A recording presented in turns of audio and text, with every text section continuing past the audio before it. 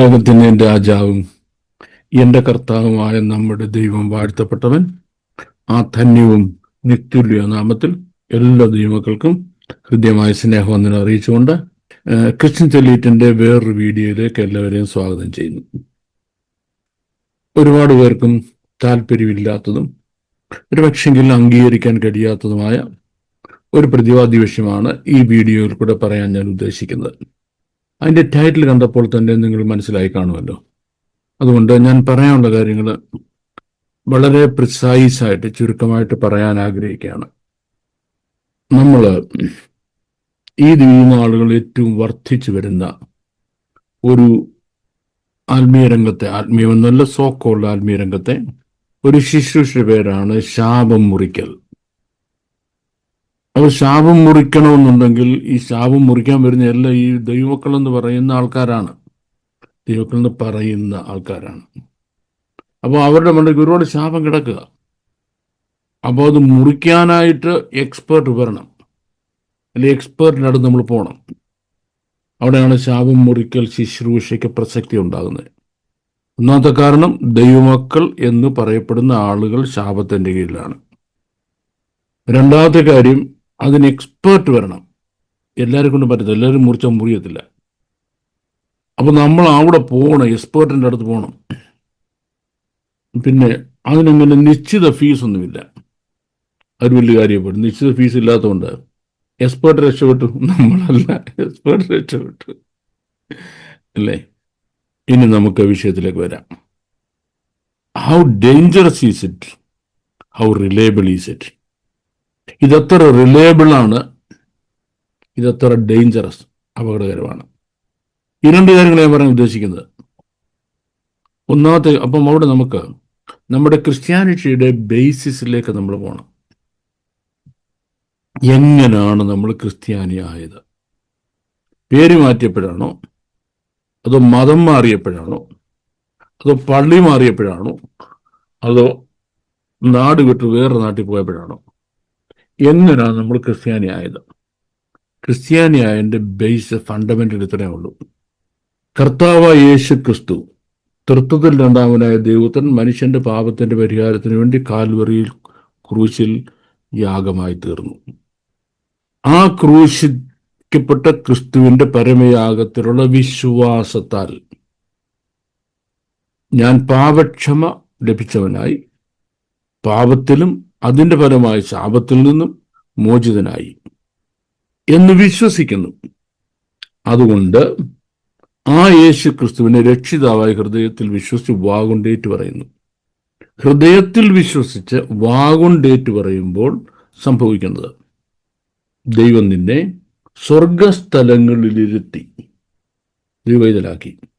അപ്പം നമ്മളിത് ഹൃദയത്തിൽ വിശ്വസിച്ച് വാഗൊണ്ടേറ്റ് പറഞ്ഞതിൻ്റെ എൻ്റെ സെക്കൻഡ് സ്റ്റേജ്, എന്ന സ്റ്റേജാണ് ജലസ്നാനം, വിശ്വാസ സ്നാനം എന്ന് പറയുന്നത്. അപ്പം വിശ്വസിക്കുകയും സ്നാനമേൽക്കുകയും ചെയ്യുന്നവൻ രക്ഷിക്കപ്പെട്ടു. വിശ്വസിക്കുകയും സ്നാനമേൽക്കുകയും ചെയ്യുന്നവൻ രക്ഷിക്കപ്പെട്ടു. കൊച്ചിലേ സ്നാനപ്പെട്ടിട്ടില്ല, സ്നാനപ്പെട്ടെന്ന് പറഞ്ഞിട്ട് വെള്ളമൊക്കെ തിളപ്പിച്ച് വിട്ടതാണ്. പ്രായമായപ്പം വിശ്വസിച്ചു. അതല്ല, ഈ വെടി വെച്ച് വിട്ടേക്കാം, പന്നി വന്ന് കയറിക്കോട്ടെന്ന് പറയുന്ന ആ തിയറി ഇവിടെ നടക്കത്തില്ല. അപ്പം രക്ഷിക്കപ്പെട്ടു. ഈ രക്ഷിക്കപ്പെട്ടപ്പോൾ വിശ്വാസത്തിൽ, അല്ലെങ്കിൽ ആത്മീയമായി പറഞ്ഞ, നമ്മൾ സ്വർഗസ്ഥലങ്ങൾ കർത്താവിനോട് ഇരുത്തപ്പെട്ടു, യേശുക്രിസ്തുവിനോടുകൂടി. അപ്പോൾ നമ്മൾ ഈ ഭൂമിയിൽ നമ്മൾ ഭൗമികമായി, ജഡികമായി, ശാരീരികമായി, അക്ഷരികമായി ജീവിക്കുന്നുവെങ്കിലും നമുക്കൊരു ആത്മീയ ജീവനുണ്ട്. അത് സ്വർഗസ്ഥലങ്ങളിലാണ്. അവിടെ എത്തിയത് എങ്ങനെയാ? ഒറ്റ കാര്യം, ഒരു കാര്യം ഹൃദയത്തിൽ വിശ്വസിച്ചു, യേശുക്രിസ്തുവിൻ്റെ ക്രൂശ് ഭരണത്തിൽ ഉള്ള വിശ്വാസം. യേശുക്രിസ്തു രക്ഷകനാണെന്ന് വിശ്വസിച്ചു. ആ രക്ഷകനെ വാഗൊണ്ടേറ്റ് പറഞ്ഞു. കാൽക്കാശിൻ്റെ നിലവുണ്ടായില്ല. അതിൻ്റെ പ്രത്യക്ഷമായ അടയാളമായി ജലസ്നാനം സ്വീകരിച്ചു. ദൈവവൈതലായി സ്വർഗസ്ഥലങ്ങളിലിരുന്നു. ന്യൂട്ടന്റെ ഈ ലോ ഓഫ് മോഷൻസ് ഉള്ള ചലന നിയമം, ന്യൂട്ടന്റെ ചലന നിയമങ്ങളിൽ ഒന്നാമത്തേത്, every action has equal and opposite reaction എന്നാണ്. എല്ലാ പ്രവൃത്തിക്കും തത്തുല്യവും വിപരീതവുമായ പ്രതിപ്രവർത്തനമുണ്ട്. അപ്പൊ അവിടെ ഇരുന്നുകൊണ്ട് നമുക്ക് എന്ത് ചെയ്യാം? നമുക്ക് കൂടോത്രമുണ്ടെന്നും മുൻജന്മ ശാപമുണ്ടെന്നും ക്ഷുദ്രമുണ്ടെന്നും വിളിശാപമുണ്ടെന്നും പിന്നെ ഈ വയറ്റിനകത്ത് കൊടുക്കുന്ന എന്താ പറയുന്നേ, ഈ അക്കരയ്ക്ക് കൊടുക്കുന്ന ഒരു സാധനമുണ്ട്. ഇതെല്ലാം ഉണ്ടെന്ന് അങ്ങ് വിശ്വസിക്കാം. അതെല്ലാം എനിക്ക് ഫലിക്കുകയാണ്, അത് കാരണമാണ് എൻ്റെ സകല ഗതികേട് എന്നും പറയാം. അങ്ങനെ നീ സാത്താനെ വിശ്വസിക്കുകയും സാത്താന്റെ പ്രവൃത്തി നിന്നിൽ നടക്കുന്നു നീ പറയുകയും ചെയ്താൽ, ഏത് വിശ്വാസം നിന്നെ സ്വർഗസ്ഥലങ്ങളിൽ എത്തിച്ചു, ഏത് വിശ്വാസവും അതിൻ്റെ ഏറ്റുപറച്ചിലും സ്വർഗസ്ഥലങ്ങളിൽ എത്തിച്ചോ, അതേ വിശ്വാസവും അതിനുപരി വിപരീതമായി വേറൊരു വിശ്വാസവും, അതായത് ക്രിസ്തുവിൽ വിശ്വാസത്തിന് പകരം സാത്താനിലെ വിശ്വാസവും അതിൻ്റെ ഏറ്റുപറച്ചിലും കൺഫെഷനും നിന്നെ അധോപാതാളത്തിൻ്റെ അടിത്തട്ടിൽ എത്തിക്കും. Simple as that.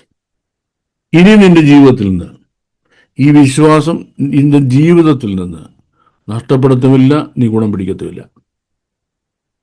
ഇത് മുഖവരിയായപ്പോൾ ഇത് അതിൻ്റെ കൺക്ലൂഷൻ പാർട്ടാണ്. ഞാൻ ഈ ചെയ്യുന്ന വീഡിയോയുടെ കൺക്ലൂഷൻ പാർട്ടാണ്. ഇനി ഇതിൻ്റെ മുഖവരയായിട്ട് ഇതങ്ങ് പറയാം, കൺക്ലൂഷൻ പറയാം. ഇനി ഇതിൻ്റെ എക്സ്പ്ലനേഷൻ പാർട്ടിലേക്ക് വരാം. സാത്താനുണ്ട്, ദൈവം ഉണ്ടെങ്കിൽ സാത്താനുണ്ട്.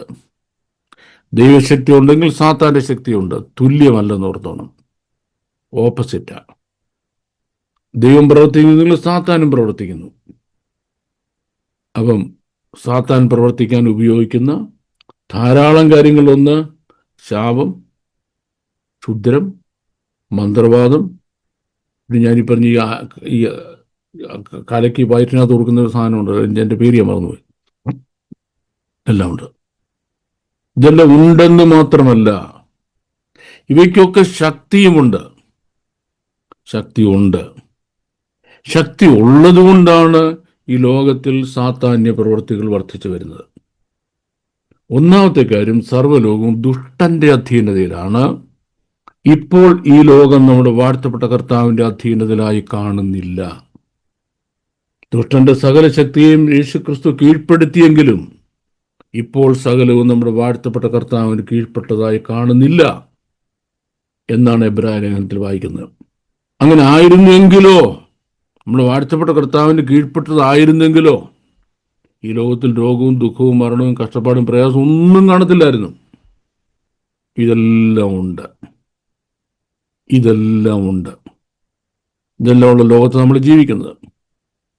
പക്ഷെ ഇതിൽ നിന്ന് പുത്രന്റെ ചോര കൊണ്ട് നമ്മളെ വിലയ്ക്ക് വാങ്ങി, നമ്മളെ വീണ്ടെടുത്തു, നമ്മളെ ശുദ്ധീകരിച്ചു, ഇനി നമ്മളെ സംരക്ഷിച്ച് നമ്മളെ രക്തത്താൽ മുദ്ര വെച്ചു. ആര് ചെയ്തത്? നമ്മുടെ ദൈവം ചെയ്തത്. രണ്ടാമത്തെ കാര്യം, നിത്യതയ്ക്ക് വേണ്ടി, ഇറ്റേണിറ്റിക്ക് വേണ്ടി എന്ന് പറയുമ്പോൾ on the day of the Lord, കുഞ്ഞാടിൻ്റെ കല്യാണ ദിവസം, കുഞ്ഞാടിൻ്റെ കാന്തയായി തനിക്കൊപ്പം നിൽക്കുന്നതിന് വേണ്ടി, അതാ ഇറ്റേണിറ്റി എന്ന് ഉദ്ദേശിക്കുന്നത്, നിൽക്കുന്നതിന് വേണ്ടി നമ്മൾ എന്ത് ചെയ്തു? പരിശുദ്ധാത്മാവിനാൽ മുദ്രയിട്ട് പരിശുദ്ധാത്മാവിൻ്റെ ആചാരം തന്നു. ഇറ്റേണിറ്റിക്ക് വേണ്ടി ഉറപ്പിച്ചിരിക്കുക. മൂന്നാമത്തെ കാര്യം, നാൾതോറും ശുദ്ധീകരിച്ച് പോഷിപ്പിച്ച നമ്മളെ ബിൽഡപ്പ് ചെയ്യുന്നതിന് വേണ്ടി ദൈവം തൻ്റെ വചനവും നമുക്ക് തന്നു. അപ്പോൾ 3 കാര്യങ്ങളുടെ പ്രൊട്ടക്ഷൻ ഗൈഡൻസിനകത്താണ് നമ്മൾ. ഒന്ന്, കുഞ്ഞാടിൻ്റെ രക്തത്തിൻ്റെ ശക്തി. അത് വിലയ്ക്ക് വാങ്ങിയതും വീണ്ടെടുത്തതും ശക്തീകരിച്ചതും സംരക്ഷിച്ച് നിർത്തുന്നതാണ്. അവർ കുഞ്ഞാടിൻ്റെ രക്തം ഹേതുവായും തങ്ങളുടെ സാക്ഷിயின் വചന ഹേതുവായും സാത്താനെ ജയിച്ചു.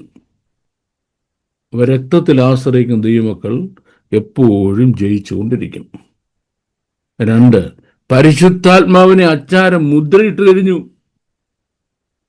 ഇനിയും ആ ലക്ഷ്യത്തിലെത്തുന്നവരേ ഇവത് കുഞ്ഞാടിന് കല്യാണ ദിവസം കാന്തയായി ദൈവമുൻപാകെ നിൽക്കുന്ന ആ ദിവസം വരെ വേദപുസ്തകത്തിന്റെ ഭാഷയിൽ പറഞ്ഞ വീഴാ നമ്മെ സൂക്ഷിച്ച തൻ്റെ മഹിമാസന്നിധിയിൽ കളങ്കമില്ലാത്തവരായി ആനന്ദത്തോടെ നിർത്തുക. യെസ്, അതിനുവേണ്ടി ദൈവം ഭൂമിയിൽ ആഗ്രഹിക്കുക നമ്മളെ. നോക്കിക്കോണേ, ഈ നമ്മൾ എവിടെ ആയിരിക്കുന്നത്? സാത്താൻ്റെ അധീനതയിലുള്ള ലോകത്തായിരിക്കുക. ഈ സാത്താൻ്റെ അധീനത്തിലുള്ള ലോകം നമ്മളെ തൊടരുതെന്ന് പറഞ്ഞ് ദൈവം ഭൂമിയിൽ സംരക്ഷിച്ചിരിക്കുക. തൃത്വത്തിൽ മൂന്നാമനെ പരിശുദ്ധാത്മാവിനെ കൂടെ തന്നുകൊണ്ട് ദൈവപുത്രന്റെ ചോര കൊണ്ട് മുദ്രയിട്ട് തന്നിരിക്കുക. ഈ നിന്നോടാണ് ആര് പറയുന്നത്? ഒരു ഉപദേശി എന്ന് പറയുന്നത്. നിനക്ക് എന്തെങ്കിലും ജീവിതത്തിൽ കഷ്ടതകളും നെഗറ്റീവായ കാര്യങ്ങൾ സംഭവിക്കുമ്പോൾ ഉപദേശി പറയുന്നത് അത് നിന്റെ തലമുറകളായുള്ള ശാപമാണ്. എത്രയോ തലമുറ കൊണ്ടൊരു അപ്പൂപ്പൻ ഒരു പാമ്പിനെ എറിഞ്ഞു വന്നു. ആ പാമ്പ് കിടന്ന് പിടച്ചതിൻ്റെയാണ്. ആ പാമ്പ് പോലെ ഇപ്പോൾ പിടയുകയാണ്. കാരണം അന്ന് നിൻ്റെ ഒരു വലിയൊരു അപ്പൂപ്പൻ, 10 തലയൊക്കെയുള്ള അപ്പൂപ്പൻ ഒരു പാമ്പിന് ഒറ്റ ഏറിന് അതിൻ്റെ തല ചതച്ച് കളഞ്ഞു. ആ പാമ്പ് പിടച്ച് കിടക്കുന്ന പോലെ ഇപ്പം നീ വയറുവേദനയായിട്ട് പിടയ്ക്കുന്നത് കണ്ടോ? ആ പാമ്പിൻ്റെ സർപ്പശാപം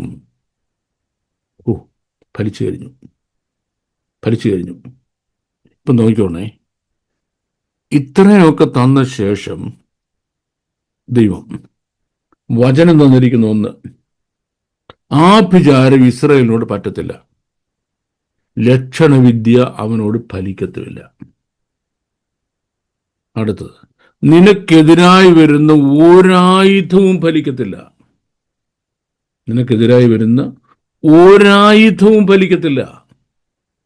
ഒരായുധവും ഫലിക്കത്തില്ല. അങ്ങനെ ദൈവം നിന്നെ വചനത്താൽ സൂക്ഷിച്ചിരിക്കുമ്പോൾ ദൈവം എന്തെന്നറിയാമോ? നീ ഒരു തെറ്റും ചെയ്യാതിരിക്കുമ്പോഴും ദൈവം നിന്നെ സ്നേഹിക്കുന്നത് കൊണ്ട് കർത്താവ് താൻ സ്നേഹിക്കുന്ന മക്കളെ ശിക്ഷിക്കുന്നു. താൻ കൈക്കൊള്ളുന്ന ഏതു മകനെയും തല്ലുന്നു എന്നുള്ളതുകൊണ്ട് ദൈവം നിന്നെ ദൈവഹിത പ്രകാരം വീണ്ടും മാറ്റുന്നതിന് നല്ല തല്ല് തന്നുകൊണ്ടേയിരിക്കും. അപ്പൻ ശിക്ഷിക്കാത്ത മക്കൾ എവിടെയുള്ളൂ? അല്ല, ബാലശിക്ഷ കൈക്കൊള്ളുന്നെങ്കിൽ നീ കൗലിടയൻ, ബാസ്റ്റഡാണെന്ന് പച്ചമലയെടുത്ത് തന്തയ്ക്ക് ഓർക്കാത്തവനെന്ന് പറയും. ഒരുപാട് ബാലശിക്ഷ ഏറ്റ ഒരു മനുഷ്യനാണ് ഞാൻ. അതെല്ലാം എന്നെ അവസാനം പഠിപ്പിച്ചൊരു പാഠം, ബാബു, കർത്താവ് മറ്റുള്ളവരെക്കാൾ അധികം നിന്നെ സ്നേഹിക്കുന്നു. അതുകൊണ്ട് മറ്റുള്ളവർ കിട്ടാത്ത തല്ല് നിനക്ക് തന്നിട്ടുള്ളത്. ഞാൻ പലപ്പോഴും കർത്താവിൻ്റെ ചോദിച്ചു, മറ്റുള്ളവർക്ക് ആർക്കും എനിക്ക് കിട്ടുന്ന പോലെ തല്ല് കിട്ടുന്നില്ലല്ലോ, എന്നെ തല്ലിയതുപോലെ വേറെ ആരും തല്ലിയിട്ടില്ലല്ലോ. മറുപടി, നിനക്ക് തന്നതുപോലെ അഭിഷേകവും, നിനക്ക് തന്നതുപോലെ വചനത്തിൻ്റെ ആഴവും, നിനക്ക് തന്നതുപോലെ ശുശ്രൂഷയും ഞാൻ അവർക്ക് കൊടുത്തിട്ടില്ലല്ലോ. ശരിയാ, നിന്റെ കഷ്ടത വേറെ ആരും കിട്ടിയിട്ടില്ല.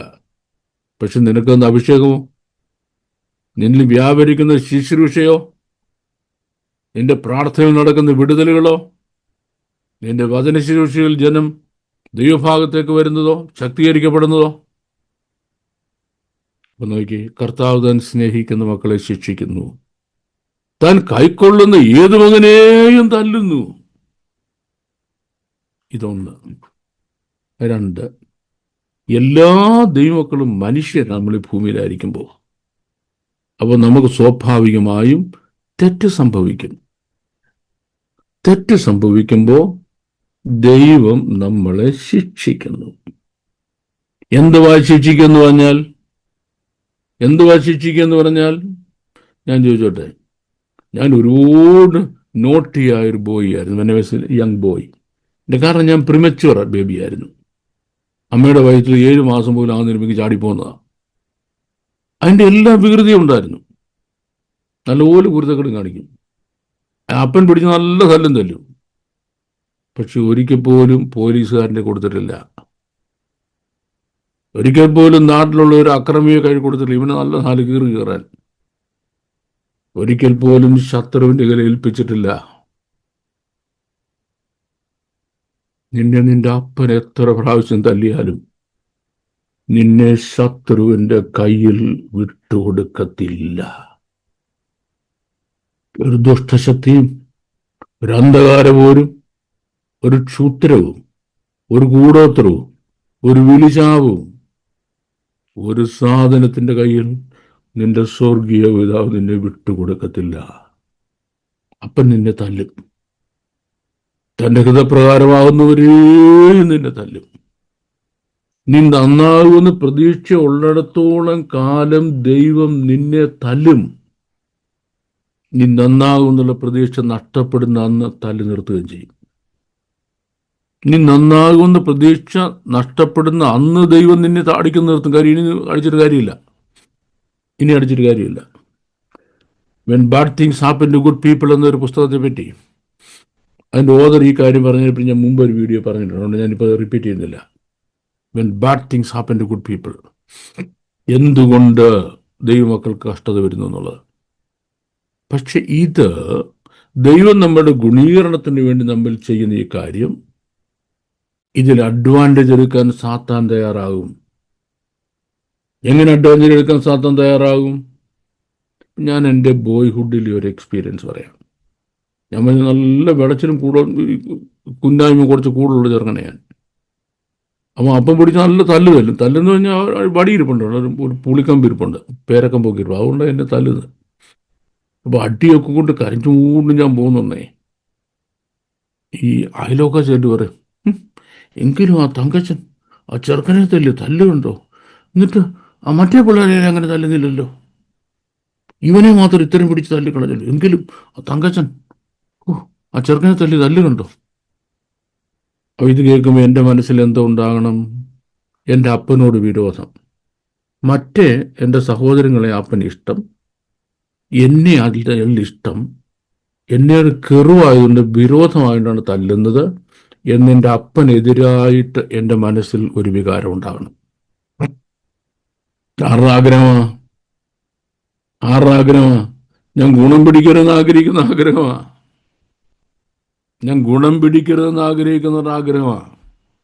ഗുണം പിടിക്കണമെന്ന് ആഗ്രഹമുള്ളവരാണെ പറയും, ബാബു നിനക്ക് കൂടുതൽ തല്ല് കിട്ടിയത് നീ നന്നാകണമെന്ന് നിന്റെ അപ്പന് നിർബന്ധമുള്ളതുകൊണ്ടാണ്. പക്ഷേ ഇവിടെ സുവിശേഷ കോളത്തിൽ സംഭവിക്കുന്നത്, ഈ അവസരം ദൈവമക്കളെ ദൈവസ്നേഹത്തിൽ നിന്ന് വീഴിച്ചു കളയുവാൻ സാത്താൻ ആദ്യം നമ്മുടെ ഹൃദയത്തിൽ ദൈവത്തോട് കയ്പുളവാക്കിക്കും. നമ്മുടെ കാര്യം നടക്കുന്നില്ല, പരീക്ഷ തോക്കുന്നു, സാമ്പത്തിക ബുദ്ധിമുട്ടുണ്ടാകുന്നു, കുടുംബ തകർച്ച ഉണ്ടാകുന്നു, കുഞ്ഞുങ്ങളുടെ പഠിത്തം മുന്നോട്ട് പോകുന്നില്ല, അവരുടെ ഭാവിക്കുള്ള കാര്യങ്ങളൊന്നും ആയില്ല. ഇത് കാണുമ്പോൾ നമുക്ക് ദൈവത്തോട് നീരസം ഉണ്ടാകുന്നു. ഈ നീരസം ഉണ്ടായി ഇങ്ങനെ ഇരിക്കുമ്പോഴാണ് ദാ വരുന്ന ആര്? ഒരു വെളിച്ചദൂതന്റെ വേഷത്തിൽ. കാരണം സാത്താൻ എങ്ങനെ വരുന്ന? വെളിച്ചദൂതന്റെ വേഷത്തിൽ. അപ്പം ആര് പറഞ്ഞ് നമ്മൾ വിശ്വസിക്കത്തുള്ളൂ? വലിയ അഭിഷക്തന്മാരായി തിളങ്ങി വിളങ്ങി ഇങ്ങനെ പഴവളാ നിൽക്കും ദൈവദാസന്മാർ പറഞ്ഞ് നമ്മൾ വിശ്വസിക്കും. അവരുടെ പ്രസംഗത്തിന് ഒന്നാമത്തെ വിഷയം ശാപം. നിന്റെ തലമുറവിയുള്ള ശാപമാണ്. പിന്നെ നിന്റെ ശുദ്രം കൂടോത്രം ഈ കുന്തങ്ങളെല്ലാം പറയും. ഇത് കേൾക്കുമ്പോൾ നീ എന്ത് ചെയ്യും? നീ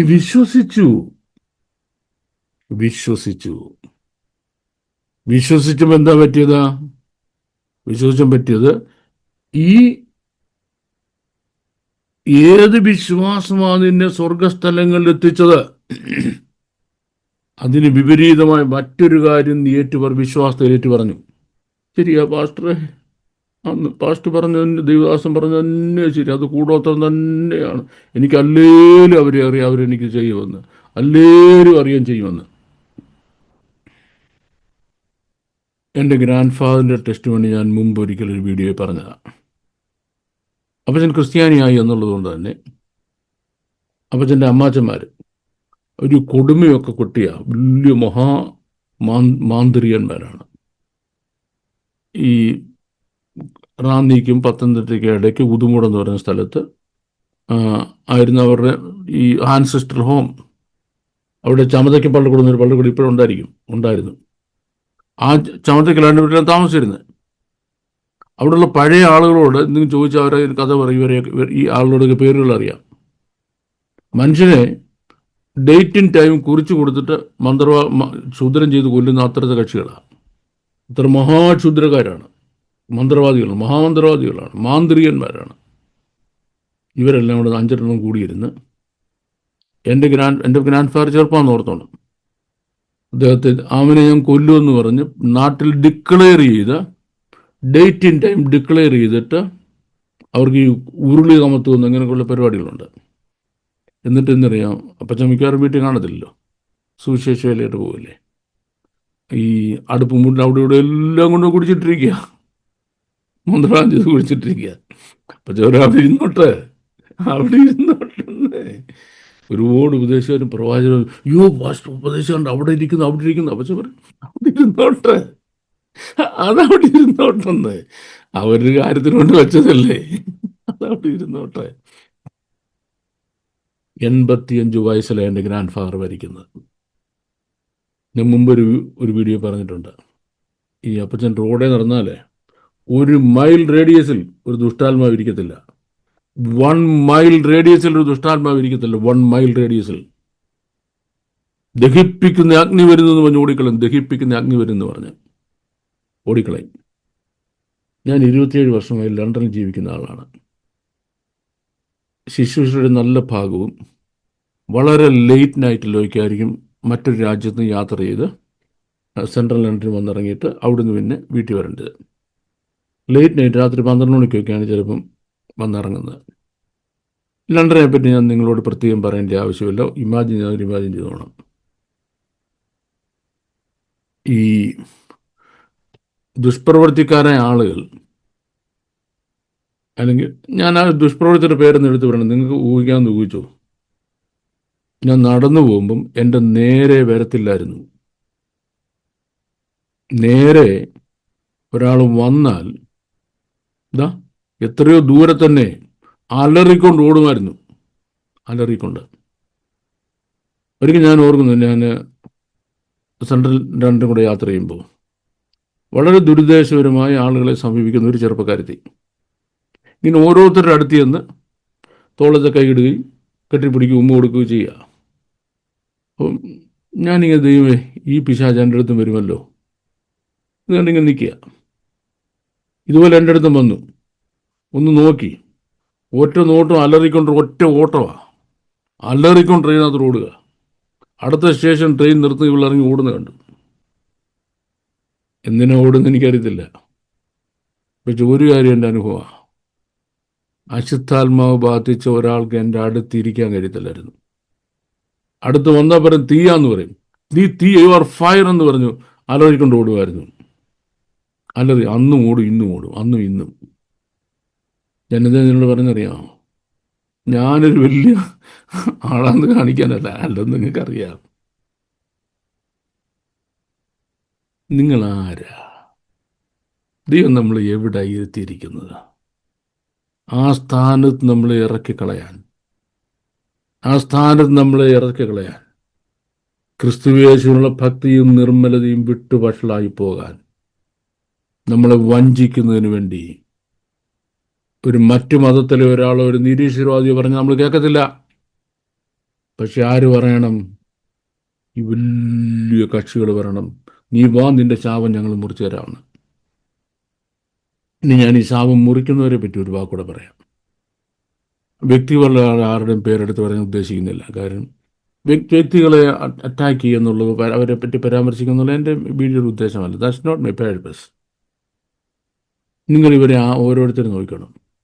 ഇവർക്ക് ആർക്കെങ്കിലും കൃത്യമായ ബൈബിൾ സ്റ്റഡി ഉള്ളവരാണോ? ഇവർ ബൈബിൾ സ്റ്റഡി നടത്തുന്നുണ്ട് കേട്ടോ. ഇവരെവിടെങ്കിലും പോയി വേദപുസ്തകം പഠിച്ചതാണോ? എവിടെങ്കിലും കൊള്ളാവുന്ന ഒരു സ്ഥാപനത്തിൽ പോയി വേദപുസ്തകം പഠിച്ചതാണോ? നമ്പർ 2, ഇവരാരുടെയെങ്കിലും കീഴിലിരുന്ന് വേദപുസ്തകം അഭ്യസിച്ചിട്ടുണ്ടോ? 3, ഇവരുടേതായിട്ട് പബ്ലിക്കിൽ പരക്കുന്നതായ വീഡിയോസ് ഓരോന്നും എടുത്ത് നോക്കിയാൽ അത് ഓരോന്നും വചനവിരുദ്ധമാണ്. ദൈവവചനത്തിൽ ഇവർ പറയുന്ന കാര്യം പറഞ്ഞിട്ടില്ല. ഇവരുടെ പ്രസംഗങ്ങൾ മുഴുവനും വചനവിരുദ്ധവും തെറ്റുമാണ്. നാലാമത്തെ കാര്യം, ദർ ആറ്റിറ്റ്യൂഡ് ടു മണി, അവരുടെ ധനത്തോടുള്ള മനോഭാവം. 5, അവരുടെ ലൈഫ് സ്റ്റൈൽ, അവരുടെ ലക്ഷൂറിയസ് ലൈഫ് സ്റ്റൈൽ ഉണ്ടല്ലോ, life style of luxury. Their attitude to money, their attitude to money, പണത്തോടുള്ളവരുടെ മനോഭാവം. ഇനിയും അവരുടെ തന്നെ എന്ന് പറയുന്ന അവർ പ്രസംഗിച്ച പ്രസംഗങ്ങൾ പബ്ലിക്കിൽ കിടക്കുന്നത്, ഇതൊക്കെ എടുത്തു നോക്കിയാൽ ഇവർ ഒരിടത്ത് പോലും വചനം പഠിച്ചിട്ടില്ല. ഇവർ പറയുന്ന മുഴുവനും വചനവിരുദ്ധമാണ്.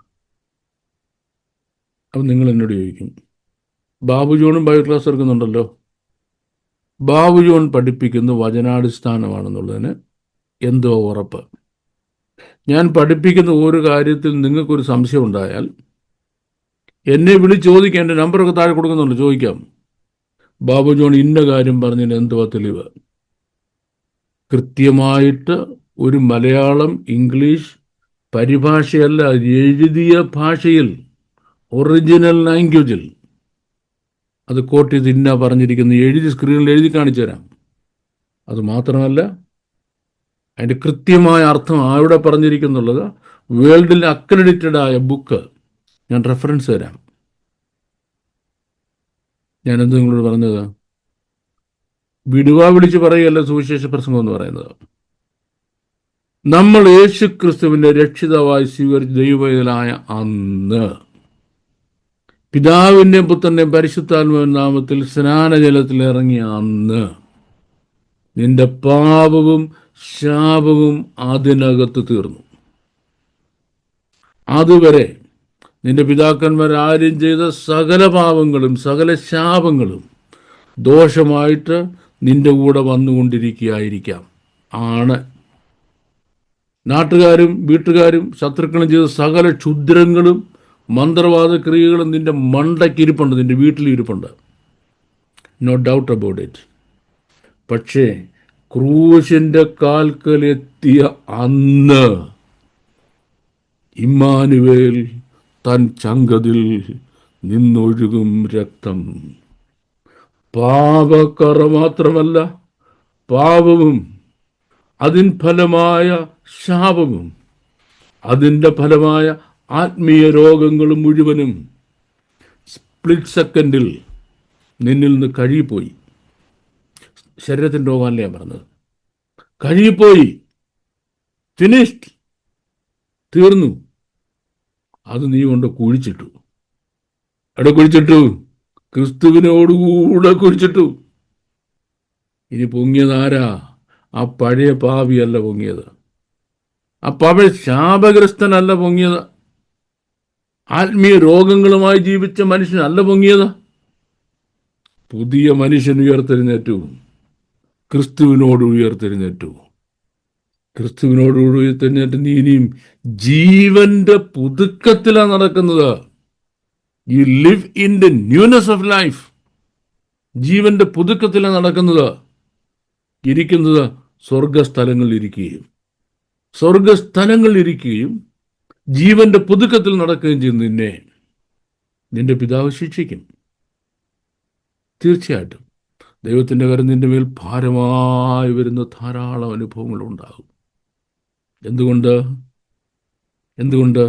ശിക്ഷ, പണിഷ്മെൻ്റ് എന്ന് നമ്മൾ പറയുന്ന ആ വേർഡ് ഹീബ്രുവിൽ എൻ്റെ അർത്ഥം അങ്ങനല്ല. ഹീബ്രുവിൻ്റെ എൻ്റെ അർത്ഥം stop, look, you go wrong. മനസ്സിലായോ? ഹീബ്രുവിൽ എന്താണത്? Stop, look, you go wrong. നിക്ക്, നീ നോക്കിക്കേ, നിന്റെ വഴി തെറ്റാണ്. നിൽക്ക്, നോക്ക്, നിന്റെ വഴി തെറ്റാ എന്ന് നിന്റെ അപ്പൻ നിന്നോട് പറയുന്നതിനെയാണ് ഇവരെന്ത് ചെയ്തത്? ശിക്ഷ എന്ന് ട്രാൻസ്ലേറ്റ് ചെയ്തിട്ടത്. ആയിക്കോട്ടെ, ട്രാൻസ്ലേറ്ററെ ഞാൻ കുറ്റം പറയുന്നില്ല, ട്രാൻസ്ലേഷനെ കുറ്റം പറയുന്നില്ല. But this is what is called punishment എന്ന് നമ്മൾ പറയുന്നത്. അപ്പം നിന്റെ അപ്പൻ നിന്നെ കൂടെ പിടിച്ചു നിർത്തും. നിന്റെ വഴി ദോഷകരമാ, ആ വഴി പോകരുത്, നല്ല തല്ലും തരും. ഇതാര് മുതലാക്കി?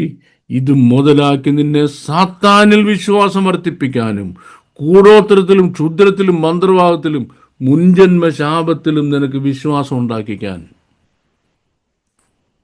സാത്താൻ സാത്താൻ സാത്താന്റെ പള്ളിക്കാരാ ചിലരെ റിക്രൂട്ട് ഇതിനകത്ത് വിട്ടിട്ടുണ്ട്. ഓക്കെ, ഇവരാരും ഒരു എസ്റ്റാബ്ലിഷ് ചർച്ചിന്റെ പാർട്ടല്ല. അവർക്ക് അവരവരുടെ ഓരോ പൈശാചിക കൂട്ടായ്മയുണ്ട്. രണ്ടാമത്തെ കാര്യം, അവരാരും ഒരു ക്രിസ്ത്യൻ ലീഡർഷിപ്പിന്റെ പാർട്ടല്ല. ക്രിസ്ത്യൻ ലീഡർഷിപ്പ് എന്ന് പറഞ്ഞാൽ Christian ministry one man ministry അല്ല. Christian ministry one man ministry അല്ല. വൺ മാൻ മിനിസ്റ്റർ ചെയ്ത മുഴുവനെണ്ണവും നമ്മുടെ കാലഘട്ടത്തിൽ തകർന്ന് വീണില്ലാതായ നമ്മുടെ കണ്ണിന് മുമ്പിൽ വെച്ച് കണ്ടത് ബെനിഹൻ മുതൽ താഴോട്ട് വൺ മാൻ ഷോ കാണിച്ച മുഴുവൻ പേരും. ക്രിസ്ത്യൻ മിനിസ്ട്രിയിൽ ഒരു മിനിസ്ട്രിയിലും വൺ മാൻ ഷോ ഇല്ല. Absolutely not. One man show ഇല്ല. ഇത് വൺ മാൻ ഷോ ആണ്. ഈ പുള്ളി എന്തോ ഒരു അങ്കിളോ ഒരു ആൻറ്റിയോ കീൻറ്റിയോ എനിക്കറിയത്തില്ല, അങ്ങ് ഒരു ദൈവത്തെക്കാൾ ഒരു പരിവേഷം അങ്ങാവും. അപ്പോൾ ഈ പുള്ളിക്ക് കുറേ ആരാധകരുണ്ടാവും. ഇനി ഇവനെ കൊണ്ട് പറയിപ്പിക്കുക, എന്താ, നിങ്ങി വാ, ഞങ്ങൾ ബലൂൺ വീർപ്പിച്ച് ചവിട്ടി പൊട്ടിക്കുമ്പോൾ നിന്റെ ശാപവും പൊട്ടി. എടാ, നീ ശാപം മുറിക്കാനാണെന്നുണ്ടെങ്കിൽ കർത്താവ് യേശു ക്രിസ്തു 2000 കൊല്ലം മുമ്പ് ക്രൂശി ചെയ്ത് എന്തുവാ? കർത്താവ് യേശു ക്രിസ്തു 2000 വർഷം മുമ്പ് ക്രൂശിൽ നിർവഹിച്ചതായ ആ കാര്യം വിശ്വാസിയുടെ ജീവിതത്തിൽ അപ്രസക്തമാകുന്നു. എപ്പോ? നീ വീണ്ടും അവന് ശാപം മുറിക്കാൻ വരുമ്പം. നിന്നോട് ആരാ ശാപം മുറിക്കാൻ പറഞ്ഞതാ? നിന്നെ അഭിഷേകം ചെയ്ത് വിട്ട സാത്താൻ നിന്നോട് പറഞ്ഞതാ ശാപം മുറിക്കാൻ. നിന്നെ അഭിഷേകം ചെയ്ത് വിട്ട സാത്താൻ നിന്നോട് പറഞ്ഞ ശാപം മുറിക്കാൻ. കേട്ടല്ലോ? അപ്പം നിന്റെ ശുശ്രൂഷ തുടരുന്നുള്ള സാത്താൻ്റെ ആവശ്യമായുണ്ട്. കുറെ വിടുതലും നിന്റെ ഈ പൈശാചി കൂട്ടായ്മ നടക്കും. വാളെന്ത് ചെയ്യും? ഞാനീ പറഞ്ഞ സത്യവചനത്തിൽ രസിക്കാതെ നിന്റെ വ്യാജ ശുശ്രൂഷയിൽ രസിക്കും. അവർക്കെന്താ സംഭവിക്കുന്നത്?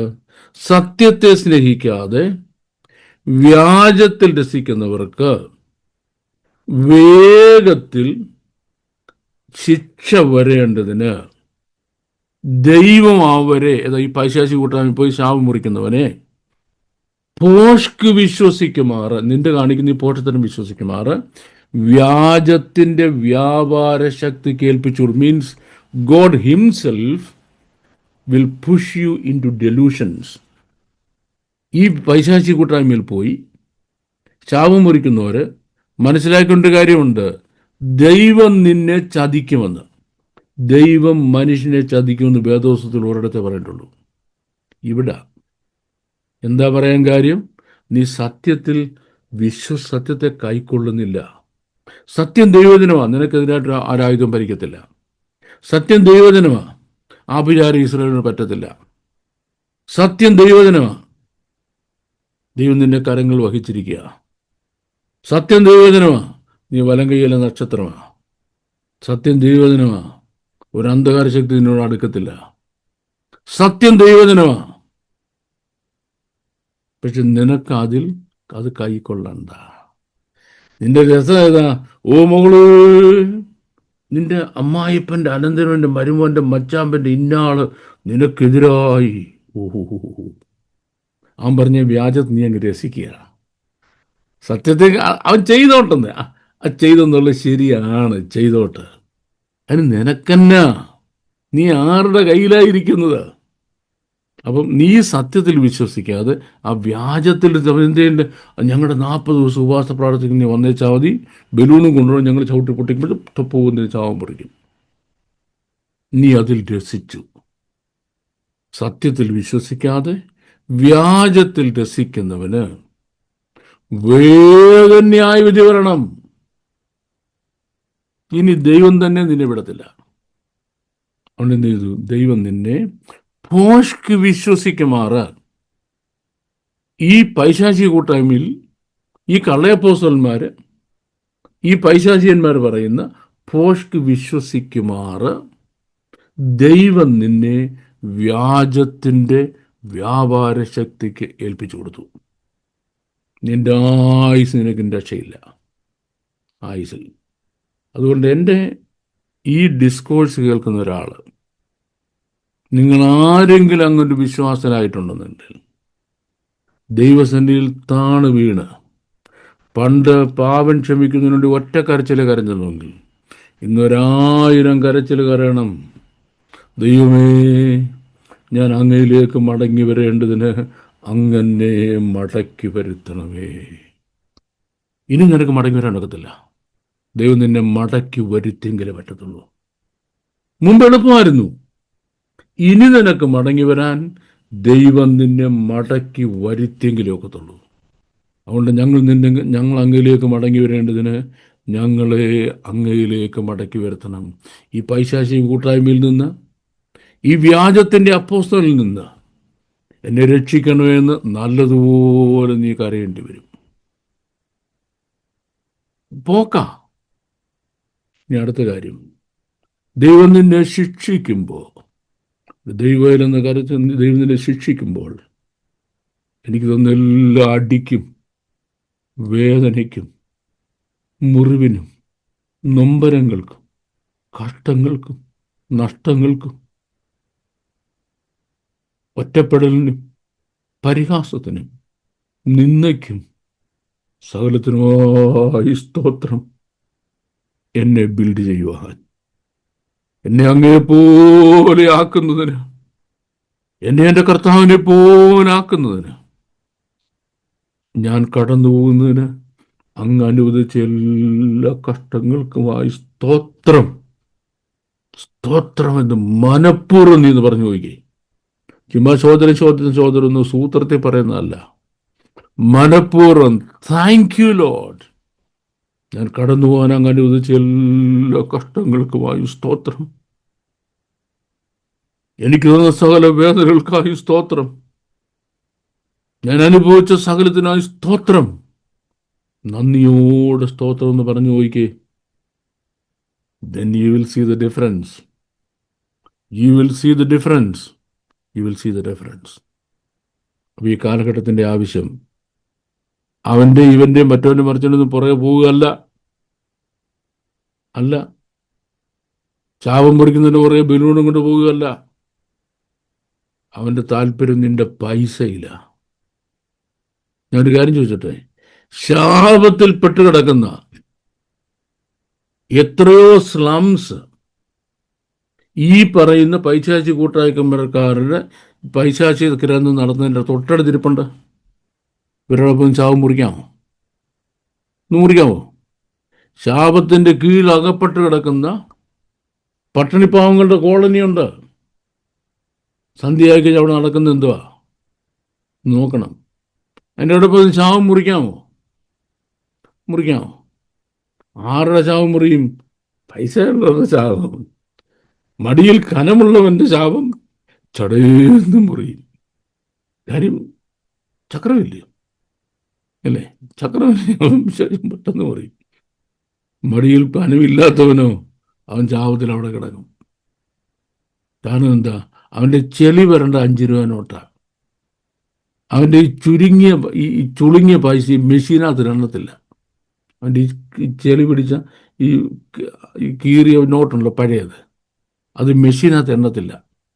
അതുകൊണ്ട് അവൻ്റെ ശാപവും അവൻ്റെ പഴയ നോട്ടും കൂടെ അങ്ങനെ ഇരുന്നോട്ട് നല്ല പെട്ടപ്പെടാന്ന് ബാങ്കിൽ നിങ്ങളുടെ പുത്തൻ നോട്ടുണ്ടല്ലോ, അതും കൊണ്ട് വരുന്ന ശാപം മുറിക്കാൻ ശാപം കണ്ടടച്ചിരിക്കുമ്പം മുറിയുകയാണ്. ഇനി അടുത്ത കാര്യം, അടുത്തത്, ഇവർക്കെന്ത് സംഭവിക്കും? ഈ ശാപം മുറിക്കൽക്കാർ എന്ത് സംഭവിക്കും? ഞാനതിനെപ്പറ്റി ഒന്നും പറയുന്നില്ല. കാര്യം അവർക്കെന്ത് സംഭവിക്കുമെന്ന് തിരുവെഴുത്ത് പറയുന്നുണ്ട്. നിങ്ങൾക്ക് അറിയണമെന്നൊരു തിരുവെഴുത്ത് വായിച്ചാൽ മതി. ഞാൻ ഈ ഡിസ്കോഴ്സ് കൺക്ലൂഡ് ചെയ്യുമ്പോൾ പറയാൻ ആഗ്രഹിക്കുന്ന ഒരു കാര്യം ഞാൻ ഓൾറെഡി പറഞ്ഞു കഴിഞ്ഞു. കർത്താവേ, പിതാവേ, ഞങ്ങൾ അങ്ങയിലേക്ക് മടങ്ങി വരേണ്ടതിന് അങ്ങ് ഞങ്ങളെ അങ്ങയിലേക്ക് മടക്കി വരുത്തണം. ക്രൂശിന്റെ ചുവട്ടിൽ വെച്ച് തീർന്നു പോയ നിന്റെ സകലഭാവവും ചാവും ഇനി ഒരിക്കലും നിന്നെ മടങ്ങി വരത്തില്ല, മടങ്ങി വരാൻ സമ്മതിക്കത്തില്ല. എപ്പോൾ മാത്രമേ മടങ്ങി വരത്തുള്ളൂ? നീ ഹൃദയത്തിൽ വിശ്വസിച്ച സാത്താനെയും അവന്റെ പ്രവൃത്തിയാണ് നീ വാഗൊണ്ട് ഏറ്റുപറയുകയും ചെയ്യുമ്പോൾ അത് മടങ്ങി വരെയും. അതുകൊണ്ട് അങ്ങനെ ഇടയാകരുത്. ദൈവം നിങ്ങളെ അനുഗ്രഹിക്കുമാറാകട്ടെ. Thank you very much.